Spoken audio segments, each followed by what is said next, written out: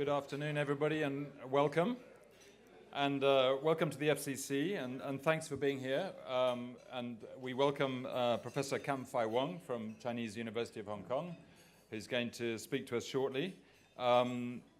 Just a couple of announcements. Yes, well, upcoming events. You may be aware of this if you've been following the news, but we do have an upcoming event on Tuesday, August the 14th, with somebody called Andy Chan Ho Tin of the Hong Kong National Party. I probably don't need to go into any more details, but I'm afraid to say that the event is sold out, and there is also a very, very long waiting list. So there is no chance, I'm afraid, of getting into that lunch unless you've already booked it. However, I believe it will be streamed on Facebook Live. I think today's event is fortuitous in a way because it shows that we're not just a club that has events that are about politics. This particular event happens to be one of our non-political events, of which there are many. We often have events about culture, the arts, science, environment, you name it. So this is not a political club. It is a club that hosts events of all kinds, including about business and politics and everything else. Professor Wong is with us today. He's an expert on computing, databases, artificial intelligence, information retrieval, and he was recently appointed as one of the first of a group of experts by the Chinese Association for Artificial Intelligence. He's published over 250 technical papers on these matters in various international journals. And I just have to say that when we had the opportunity for this talk, I invited him, I wanted to meet him at the FCC because we were slightly concerned that he might be very nerdy, and too clever for us to understand. So I sat him down over a cup of coffee and said, can you actually talk to ordinary people about these issues? Because we're not all experts. And I'm glad to say that he assured me that he could, and he did, in fact. So he's not only a specialist and an expert, but he's also used to talking to students and broader audiences about these issues. It's with great pleasure that I welcome here Professor Wong. And he's going to talk for about 20, 25 minutes, something like that, and then we'll open the floor to all your questions. Thank you. Thanks, Victor, for the introduction. So I actually I had a set of slides for about 100 pages with a lot of formulas. So Victor told me to cut them down. So I think it's in a good size. So we try to do 20 and 25 minutes.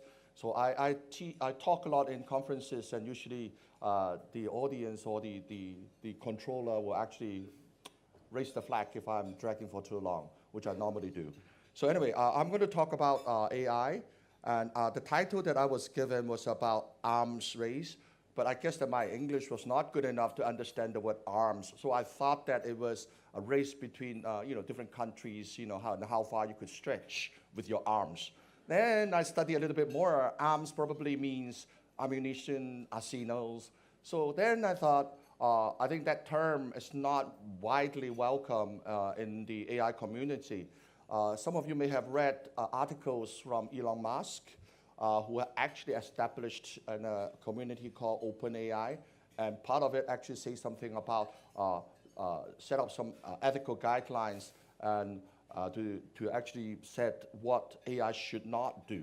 And one of the things that it says is not to harm people, including using AI to actually develop sort of weapons. So therefore, I decided to cross it out. So I guess that my English was not good enough. Anyway, so very briefly, I think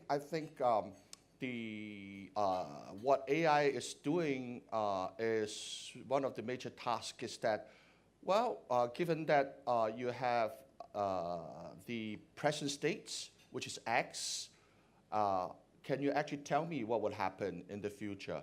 So for those of you who have still remember your statistics, then the equation or the formula in the middle, which says that the conditional probability of giving X, tell me y. Okay, so which means that you tell me what would happen next. Well, surely it's not easy because nobody knows the future.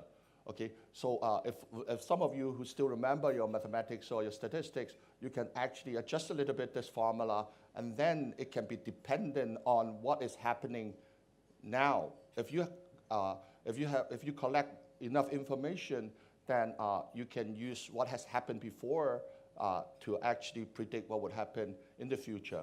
So there are many applications, including image processing, and where X, the current state, are features, and what you predict objects. For example, given that you have a picture, you can from the skin, from the fur, from the ears, then you can predict that there probably is a dog, a cat, or whatever.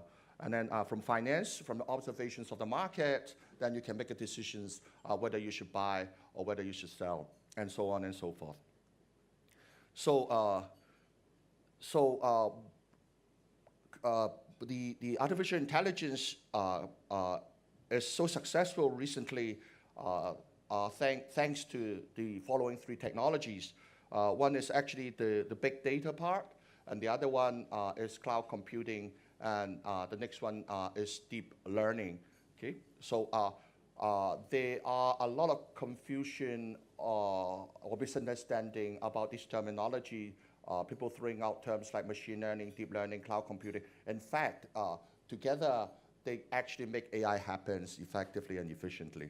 So what we try to do, the actual target that we want to do in AI is that from the early days of the 50s, when they have the first AI summit, what they really want to achieve as a KPI is that if the machines can actually replace human, can do something what the human can do.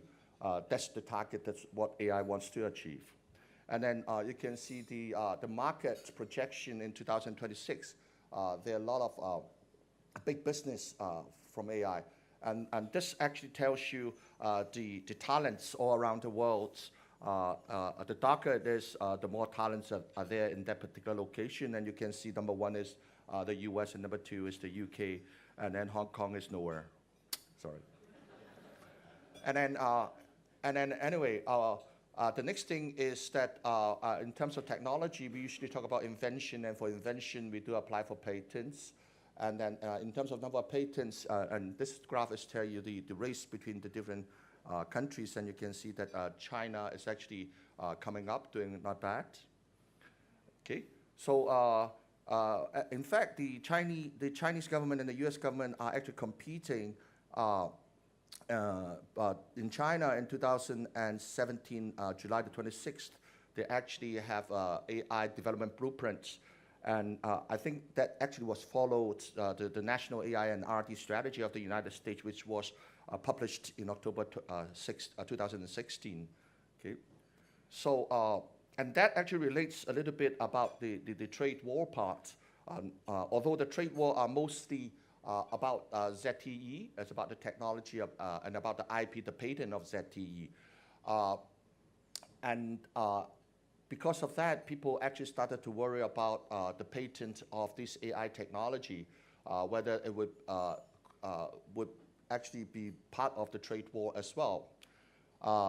So people were talking about it, but all in all, I think one of the conclusions drawn by professors in MIT saying that it's actually not just the technology itself, or not just the patent itself. It's the practice of the engineers and the practice of the companies in the past maybe 5 or 6 years in China, because during the old saga, in fact, the ZTE or other Chinese companies has actually promised to actually not to release or not to copy some of these technologies that they bought from elsewhere, from outside China. But they were not following the rules, and therefore creating the problems or the arguments in the trade war. Anyway, so this is what's happening between Hong Kong. A small touch about what's happening in AI and in technology in general between China and the US. I think all here do something to do with journalism. I'm not a journalist, so but anyway, but there are some funny things happening using AI, and this is what we call automatic journalism. So some of you may know that in 2016, when they have the Rio Olympics, many of the reports are actually artificially created. So they just have to have the results, and then they do text generation and create reports. And not just that, there are, for the past 5 or 10 years, there are company annual reports which are produced automatically. So you can see that AI is actually go into creative business, including journalism. And more than that, people are actually going to literature. This is a book from Microsoft Research China, and they have actually created a software program which is a poet. And what it does is that giving this particular machine a picture like a glass, and then from that particular picture, then it will throw out a poem. Okay, I read that. My Chinese is not good enough either. Understandable, but I'm not so sure about the style about this thing. So I did actually ask my Chinese colleague, my Chinese lecturers, the professors, and they said that it wasn't that good. So anyway, the other thing is on the creativity, the creative business side is on the music making. So let's try this one. Oops. So what happened is Sony Computer actually they have a software using neural network to learn back, and then there were about 500 songs that they have learned, and then they can play it. Okay. And then this is another one, which is called the drawing bots, and then you can just tell what you want to draw, and out it comes a drawing. Okay. So it's a text to picture or text to image generation. Okay. So one thing that I do for my research, which is also slightly related to the journalism, is that I do things on rumor detection. In fact, you can see that especially during the election time when Trump comes in, there were things called fake news, alternative facts. So because of that, this particular research area on rumor detection has become very popular in our research community. Okay. So and the example, as you know, is on Cambridge Analytica. Okay, where they actually use analysis of the behavior of the respondents to decide what to sell to them, what sort of political messages that they should send to their readers. Okay, so these are the papers that we do, rather technical, but in fact, in the business world now, because of that problem, there are tools. For example, Civic OWL or even Facebook. And if I remember right, about 2 weeks or 3 weeks ago, there was a piece of news from Facebook saying that they're trying to debunk as much as possible fake news by ranking them, and they invite experts in a committee to read the news first before actually sending them out. Okay. So anyway, so in fact, the automated journalism and application of AI into this creative business opened up several issues. One of the things is on credibility.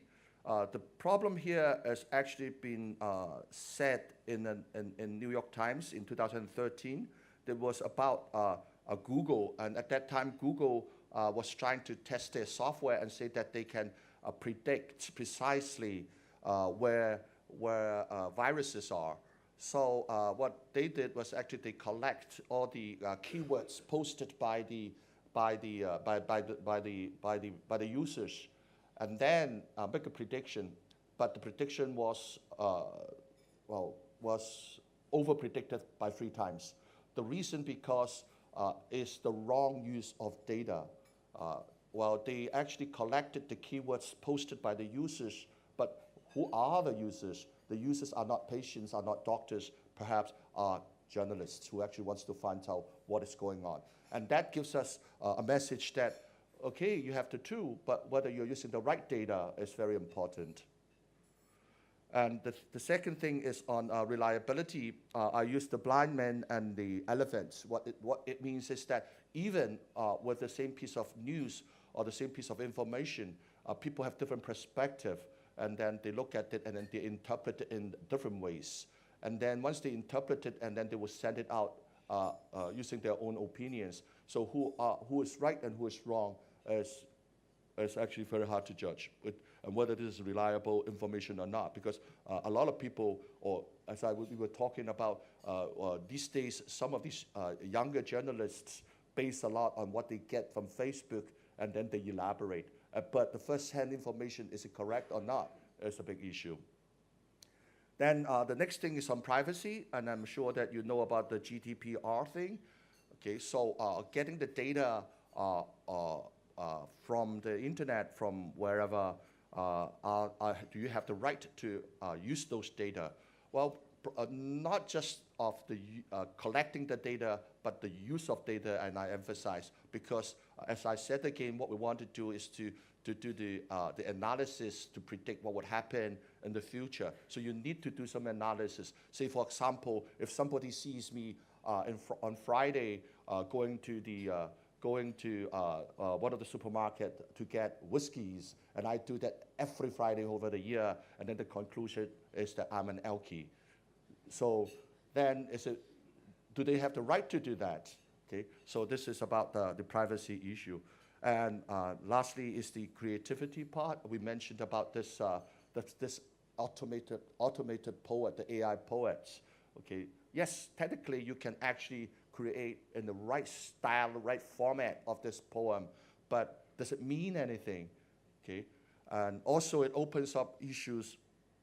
Open up issues like in that particular case in creativity science, in creativity world, is that the ownership of that piece of production, who has the copyrights? Okay, so some people say that the copyright should be owned by the person who write that software, and not the machine. Okay, so and somebody say that it should be the machine. But if it were the machine, how long would the copyright last? Okay, these are all issues which have no answers yet. But in any case, the AI is actually a big topic over the world now, and there are a lot of business. Everybody talks about it. Okay, somehow I think in some cases it's just over promoted. Okay, so as we just mentioned just before this in the previous few slides about the open issues behind them. So I think it will be all depends on the users, and when you use your AI techniques or your AI technology, be sensible and be careful and think about your users when you use them. So with that, I finished my brief introduction, and I'm open to questions. Thank you.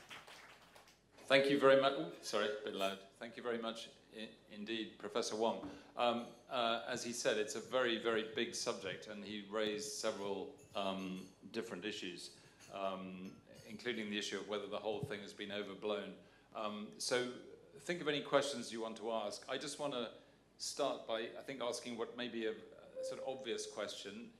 While you said it was over-promoted, do you think, in what ways do you think AI will change our lives? And if so, will it make them better? Will it make them worse? Will it change our lives in terms of cars, or will it change our lives in terms of the way we work or don't work?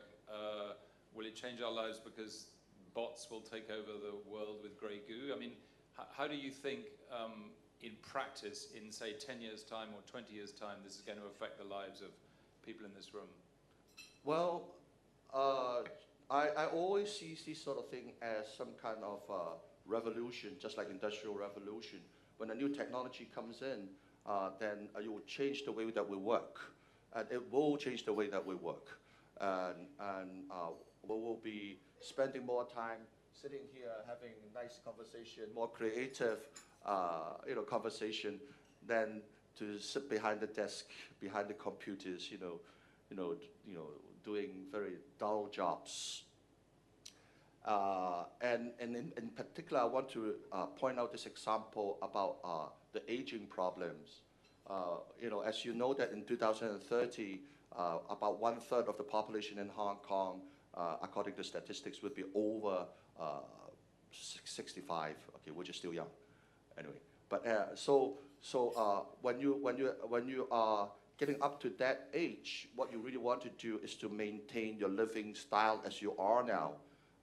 But unfortunately, once you get to that stage, as you all know, then perhaps your children may not be around with you, and the kind of help that you get will be less. So at that time, I think the robots will come in, the AI software will come in, and that will make your life easier. But the problem is the question that most people raise about, will humans be replaced? So I think, obviously not. I mean, Elon Musk said not as well. So, but I'm not Elon. Anyway, so I think that's where the government has a role. Just like any industrial revolution, when some jobs get displaced, there will be new jobs. And then the people has to be retrained. And the retraining part must be done by the government. They should foresee that would happen. So if they do not do that, then there will be social problems will arise. Thank you. So it's a kind of a gradual revolution, but a revolution nonetheless. I remember years ago, my brother, who was a scientist, still is a scientist, him saying, we have this thing where we communicate with each other. We scientists around the world, we send these things called emails, And of course I said, I'll never catch on, So often revolutions come up on you when you're not noticing. So let's see if there are any questions from the floor on AI or computer-related matters. Don't be shy. Yes. Just say briefly who you are and ask a question. Thank you. Or Victoria Elegant. I work for a biotech company. It's a related question. So if you had your crystal ball, what would you say would be the industries that you think would benefit most from this? You've talked about, a bit about the social aspects. Obviously, I do a lot in terms of health and what we do there. But so based on what you know now, what do you think are the industries that are going to best be able to use this? Well, there are many ways. I just take it closer to what we have now. For example, like facial recognition. I mean, the iPhones, or the iPhones that you're getting now, then you can use your face recognition to open up your phones, and then and also that in supermarkets, in malls, they also use facial recognition to actually identify potential customers. That will come. And also, as I mentioned, since you're in the health business, medical robots would come in. And as I mentioned, that there will be the aged problem will come in. I mean, there are a lot of people, and they are not very convenient, or they do not like going out, as we do when we are younger. So they will be stay at home, and then I think remote, medical treatment or medical diagnosis will take place. Okay. Thank you. I just want to ask a quick question, sorry, because you mentioned facial recognition. Yeah. One of the issues now is that China collects massive amounts of data, or Chinese companies collect massive amounts of data because there are more people in China, and there's fewer restrictions on data privacy and so on. Do you think that gives China an advantage in this kind of arms race that you've said isn't an arms race, but it is a sort of competition, certainly in public, between the US and China and other countries? Do you think that the ability, first of all, to have that data and then to be able to crunch it without regulatory restrictions, do you think that gives China a leg up in the future? So I'll come to those questions later. Well, yes. I mean, I'm a victim because I do research in data science in AI, so I need a lot of data. Unfortunately, what is happening now, the richer is getting richer, the poorer are getting poorer, i.e. Google, Tencent. These people who have a lot of data, then they can do whatever they want to do. But poor people like us in the university, right in the corner, can do nothing at all. So if we throw away the ethical issues, the privacy issue, then the more data you have, the more research opportunities, the more innovative that you can be. But I agree that the privacy issue, the security issue will come in somehow, somewhere. Thanks. Sorry, there was a couple of questions here. Lady here first, and then, so even if I know who you are, just introduce yourself briefly, and then the gentleman, and then yeah. I don't. Who are you? Genevieve Hilton, BASF, chemical company. I wanted to ask a question about talent. You showed a map of the world, and I think the United States was dark and Hong Kong was nowhere. If you were going to put a competence center for AI somewhere in the world, where would you put it? Well, I mean, if you were going to hire people, if you wanted to hire people currently it's the U.S., but the other places are actually competing. And I'm sure that most of you have read about news that people are spending a lot of money in recruitment, in getting people. In Hong Kong as well, recently, just after the budget, and then there was some allocation of big funds just to recruit AI talent or technology talents. So China is another place. I think when we talk about AI, we talk about business. If we talk about the business world and throw away all the politics thing, I think that China, there is a big market. If you look at the 2018 Global Competitive Index, China, there are 12 pillar indexes, and then China is particularly doing well in the market size. So if you were going for business, I think China is the place. Yeah. Thank you. Yeah. Podrick Walsh, and two questions, but they should be quite brief. One is a yes or no. First question, do you think in terms of cultural sensitivities that that Asia has a better chance of AI adoption given less cultural sensitivity to robotics and privacy issues? That's the first question. The second question is if you were to give advice to a 17-year-old in respect of career guidance, what they should do, taking into account the impact that AI will have on job availability and so forth, what advice would you give? Oh, for the first question, yes, I think I think in those places who are less concerned about security and ethical privacy issues, as I mentioned, that they can accumulate their data and they can do many things with the data. But I would actually relate back to what is happening in ZTE, one of the examples that I said. So for the past 10 or 20 years, that particular company were doing something like copying, for example. And at some point, for whatever reason, in this case it's the trade war reason, that they get clamped. So think about it. Once you develop this technology and then the world's rules or regulations on privacy getting very strict. So whatever technology you have doesn't excel at all. When you can keep your technology, but it doesn't work because the world say no. Okay. But I slightly interpreted that question as meaning, was there a sort of cultural bias in Asia towards more acceptance? Is that right? It's not a political thing only. And then the question is it because people are younger, because populations are younger across Asia than they are in the developed world? In other words, if you're younger, you're more likely to be keen to adopt technologies. Is that right? I mean, yes. And you should be. I mean, when you look at not just in everywhere in the world, they are promoting creativity, promoting entrepreneurship, and the targets are young talents. Yeah. Okay. The more youth or sort of young people that you have, I think the chance that you can get new ideas. The chance that you can get new ideas are more. And just briefly, a second question, profession, obviously not poet if it's going to be written by AI. Maybe hairdresser or gardener. What do you think? What's the best profession in the world dominated by AI? Service industry. Okay, so you can see that, for example, like probably you have heard about the term chatbot. Okay, so we don't actually reply to questions raised over the internet or over on your smartphone anymore. the thing that you talk to, the thing that you talk to is a machine. But don't you find them really annoying? Because they're Well, obviously machines, because they're not listening to you? They are. Well, they are, because we are still at the early stage. And that's what I said, that sometimes that AI thing is oversell.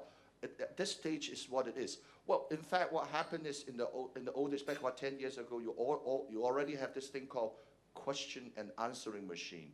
Okay, but question and answering machine, you have a prerequisite. And the prerequisite is that the question itself must be well formulated.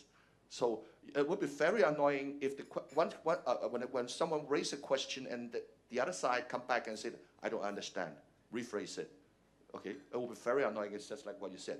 So the second wave or the second level of technology is that the machine will engage in some kind of dialogue with you and try to find out what your intention is and reformulate your question, then give you an answer. Okay, but we are not at that stage yet, and therefore this dumb machine keep on saying that, can you repeat, and can you repeat? Yeah, and they don't understand jokes, and they don't understand abuse either. This is also very true as well, and that's why this is another end of it, of AI. There's a whole stream of AI research called computation linguistics, natural language processing, is trying to integrate that. Let me give you an example. For example, the adjective soft. Okay, if I said that this is something is very soft, a tissue is very soft, I think this is positive. But if I say a man is very soft, perhaps, or the boss is very soft, may not be a good thing. I don't know. So what I want to point out is that this is a typical example of natural language processing. For the same word that you use, depending on the context, there may be ambiguity. So just like what you said about jokes, paraphrasing, metaphors, these are something that people are looking at in AI for natural language processing. Absolutely, and the same words in English and American have very, very different tones and connotations, as I know, because I'm married to an American, and they can mean very different things, even when it's the same word. I'm neutral. Yeah. Whatever I said, I'm Chinese, so I can have different accents. I think there was a gentleman there, yeah, and then we'll go over that side of the room, yeah. Thank you, Professor. My name is John Antweiler. I'm retired, a former banker. I'd like to hear your thoughts on the impact of AI on human creativity. And that is, in your estimation, will AI enhance human creativity or detract from it? And when I saw that AI is writing poetry, it's writing novels, it's writing music, when I read studies about kids spending all their time on smartphones, and even as a reader, I enjoy looking at, I enjoy digital reading, but I'm told that you retain a lot less when you read something digitally. So if you could maybe talk about the impact AI will have on human creativity in your estimation. Thank you for the question. There's a book about 10 years ago from a Canadian scientist. I forgot the first name, Cohen is the second name. That book is called The Shallows. And somewhere in the book, in the conclusion, it says that the outsource of your memory to the internet, to your computer. Okay, so I think this is very horrifying to see that happen. But that would happen. Just use a very good example about calculators and your four-figure tables. Do you use your four-figure tables anymore? You don't. You just rely on your calculators. And worst of all, your children just wave their hands for dinner. Do they cook themselves? They don't. Anyway, so that would happen. And this is if we do not do anything in our community, then it will get worse. So that's why education is so important. You have to educate them. So for example, like me, although calculator is actually helping me to do a lot of calculation, the drudgery part of my job, but I still understand the physics or the mechanisms behind the thing, and that helps me to do logical thinking as well. So so my answer is yes. And then the solution is that do better education. Yeah, thank you. That's a very interesting topic, isn't it? Because there's been a lot of talk recently about how using Google, which is outsourcing your memory, basically, has kind of reduced our ability to think. In fact, a friend of mine says you should always wait half an hour before looking it up on Google, and you'll probably remember it, or somebody in the room will know the answer. So, but the problem is, Mr. Google, the Google is it always right? And if you rely on something wrong, what would happen? usually right. Yes. Usually right. Who says? Gentleman there, yeah. John Verlaine from Bloomberg. Professor, you mentioned facial surveillance and the privacy issue. I just wanted to ask you specifically about what's happening in China. Initiatives, ventures by the Chinese government, by the Chinese state. What are the main ones that are being looked at now? And for you, which are the most worrying? I can't answer the question, but for sure that the surveillance is actually is all over the city. So even if you just cross the border in Shenzhen, there are CCTVs around, and then the technology now can actually go right into your face and recognize, or even your emotion, they can actually recognize. So from the technology point of view, it is capable now, but I think it will be up to the governments on how to set up rules and regulations on how to use these technologies, just like what European is doing about the GDPR thing. So, but if you ask me specifically what's happening in terms of rules and regulations in China, I'm not up to it. I cannot answer that question. I'm sorry. But presumably AI is being used to create this social credit system that has supposedly prevented 10 million people from traveling within China because all the algorithms are saying this person is a bad person, either politically or hasn't paid his bills or whatever it might be. This is a big issue. But I was on a flight, and then I was actually reading this news. It was about a British couples going to New York for holiday, for their honeymoon.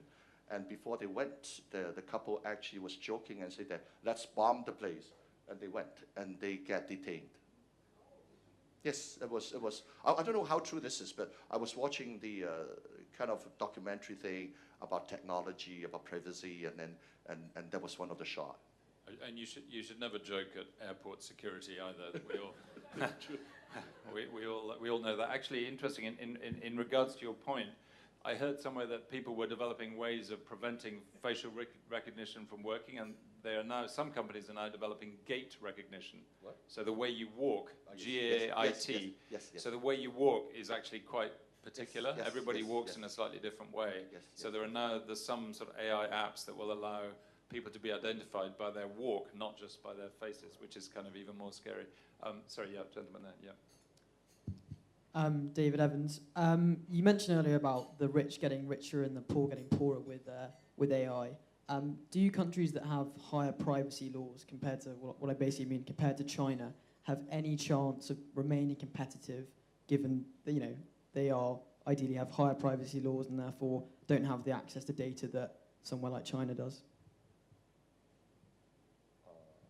I guess the question is really about if governments or scientists don't have access to the massive sort of unfiltered data that you're allowed to retrieve in China, do you have any chance of competing? Is that right? Yeah.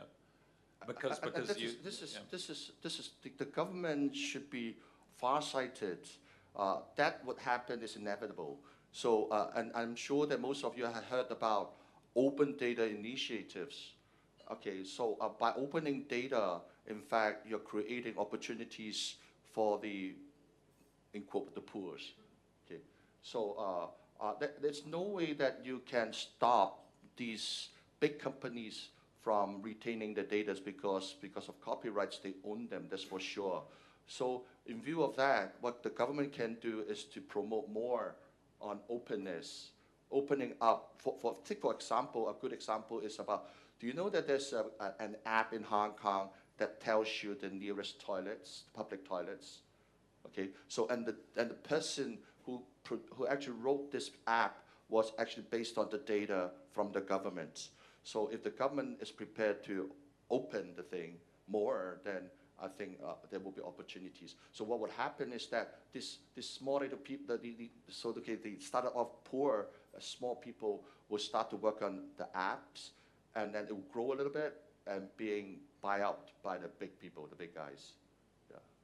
But the sheer bulk of data is definitely important. You know, I think some of the Chinese facial recognition technologies, they didn't work very well on black faces, so now they're deploying them in Africa because they had very high failure rates on recognition, because obviously there were not many black people in China, whereas there are many Chinese people. So they've now sort of started using it in foreign countries to try and increase their success rates of recognition. Right. So I want to also, you mentioned about the way that we walk. It's more than, we should generalize it, the way that we detect security now, what we call multimodal detection. So it's not just with your face, but different ways, including walking, your fingerprints, your iris, and everything. Right. Any more questions? Yes, right at the back on that table, yeah. Hello, I'm Edward Lau, just a member here. I have a question going back to your chart about Hong Kong's nowhere on that chart. What is the Hong Kong government, Hong Kong government probably knows that we are nowhere on their chart. So what is Hong Kong government doing to promote AI in Hong Kong? What about Hong Kong companies? What are they doing? And what about Hong Kong universities like yourselves, Hong Kong U, Hong Kong UST, and so on? Okay. Well, let me go back a little bit about the history of the economic development in Hong Kong. In the 80s, in the late 70s and the 80s, all our industry actually moved up north because we do not have enough people. The salary or wages were high, and then the rents were high, and then we decided to go up north. During that stage, this is what we call deindustrialization phase. By deindustrialization, we actually have a big gap in technical talents, a big gap in technology for the past 20 years. And for this reason, you can see that back about 10 years back or 15 years back, all the students really want to do financial industry or service industry, because this is a side effect of the industrialization. The service industry come up, and all our people are trained to be service providers. And now suddenly in here, the world market says that AI is coming now, the technology is coming now. Hong Kong should jump on the bandwagon, should follow, but we do not have the people and we have the technology yet at this moment in time. And for this reason, if you look at the policy address and the budgets, there are a lot of money pouring in. For example, in this year's budget, there were 50 billion on innovation and technology, and part of it actually go to recruitment. Okay, but that only solved the immediate problems, buying people from everywhere. Eventually, we have to have our own base. Eventually, we have to do a good education system on technology. And for this reason, also that the government is actually promoting primary and secondary education in STEM, to ensure that the people, once they grow up, then they will actually choose to do engineering and science, not like what they have been doing by picking on finance and business. And Hong Kong's favorite question, how does Hong Kong compare to Singapore? Because it's slightly unfair to compare Hong Kong to China and the US, because it's obviously a city-state, not a... We're not very good at marketing in terms of publicity, not marketing, publicity. Marketing, we are good in selling goods. I think we lose out. Well, take, for example, we always say that for some of the number of patents, it's actually the number of patent or the QS ranking of these universities are better in the Singapore. Do you know that QS has a headquarter in Singapore? Do you know that? And do you know that WIPO actually has an office in Singapore? Well, having said that, is what the actual government wants to do. They can invest to do that as well, but they choose not to do so. But and therefore, they always rank very high up in the whatever rankings. But actually, Hong Kong is not too bad at all, especially when we talk about business. The reason that I said that, again, I quote the GCI, the Global Competitive Index of Hong Kong, is for this year is number 11, dropped by 3 points.